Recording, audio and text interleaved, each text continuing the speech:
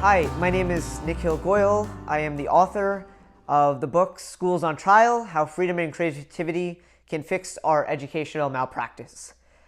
When I was growing up on Long Island in New York, I was one of the first students to be affected by the government education policies No Child Left Behind and Race to the Top.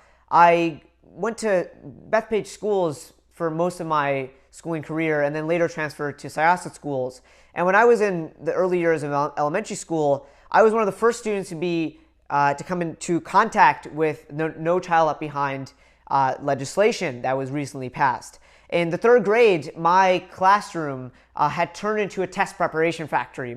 The instruction in history, social studies, science, art, and music were cut and narrowed in order to prepare for the English and mathematics sections on the state standardized tests. And I noticed my teachers were incredibly demoralized and unhappy with how their classroom instruction had been hijacked by the federal government and other forces that had very little experience working with children or in education. And these standardized tests I found that these standardized tests were incredibly a distorted measure of intelligence. They were based on filling in bubbles and answering multiple choice questions and answering prompts that had very little relevance to real world skills and knowledge.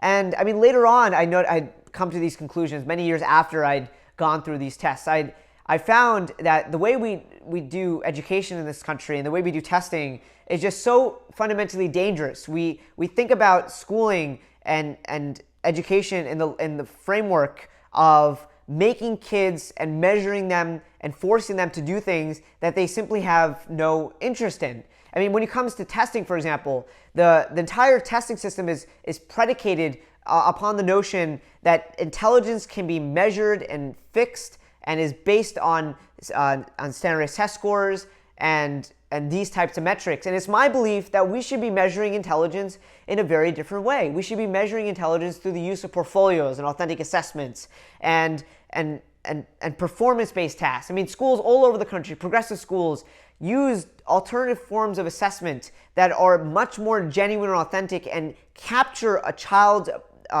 skills and knowledge much better than any standardized test could ever do. I mean, there's a whole network of schools in New York called the New York State Performance Standards Consortium, which are a group of schools that instead of making their kids take the Regents exams, students are allowed to submit a portfolio of their work, a science project, a history paper, some kind of experiment. It is much more authentic and it gives you a better sense of what students are able to do as opposed to some standardized test score that gives you a very short snapshot of a student's educational track record. So I'm much more in favor of using portfolios and authentic assessments. I call on parents and students and educators to opt their kids out of tests, to move away from the tyranny of standardized test scores and bankrupt these testing companies once and for all.